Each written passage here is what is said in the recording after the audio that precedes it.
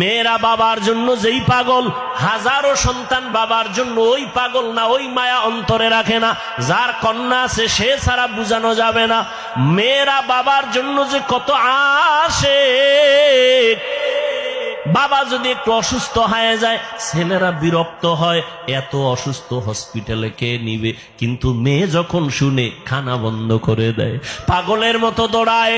বাবার অসুস্থ খবর পাইয়া বলে আমি আর ঘরে থাকবো না।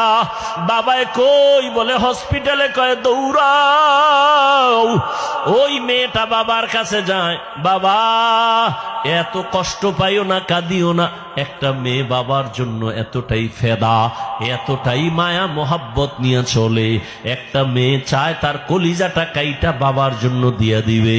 ওই মেয়ে পাইয়া যারা খুশি না, তোমাদের কপাল বড় খারাপ।